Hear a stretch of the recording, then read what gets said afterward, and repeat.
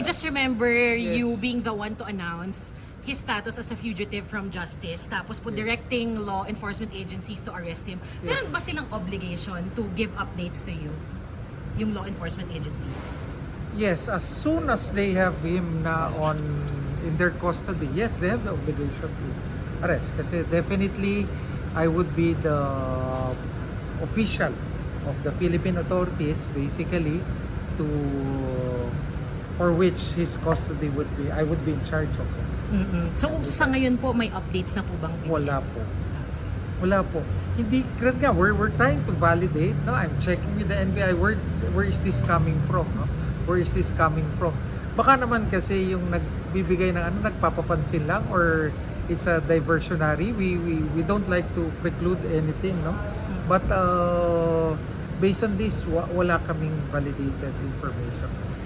SOG related pa rin po yung obstruction of justice complaint kay Senator Robin Padilla. May updates po ba tayo doon? Or may madadagdag ba sa list ng possible makasuhan ng obstruction? Wala pa. Definitely yung we will not preempt anything, no, from the investigating panel, no. And of course, we're also looking, 'di ba? We've heard there's also an ongoing investigation with the Office of the Ombudsman. So everything would be done, no, looking at all the circumstances. Pero ano po yung status na nito ngayon? Yung kay Senator Robin?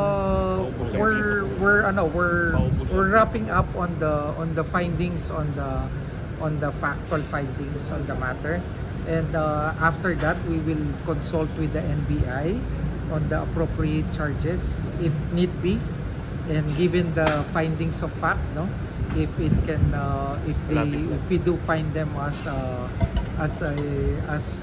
overt acts that would lead to a conclusion that a crime was committed, or the crime of obstruction of justice was committed. Last na lang po from me, Secretary.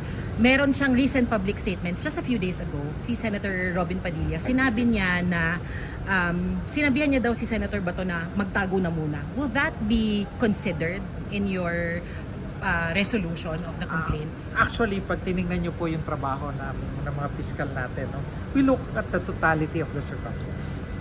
Diba?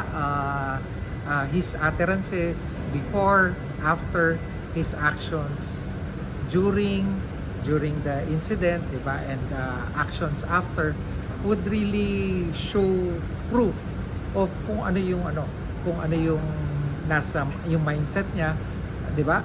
Of course, these utterances sa kanya na nanggaling, 'di ba? Sa kanya na nanggaling. This will all be included.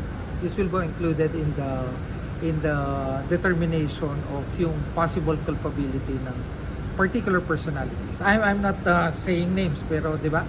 I don't want to preclude yung panel natin. We're doing this as professionally as possible, 'di ba?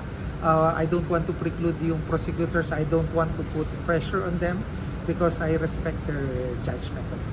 Thank you, sir. Okay, Thank you, Secretary.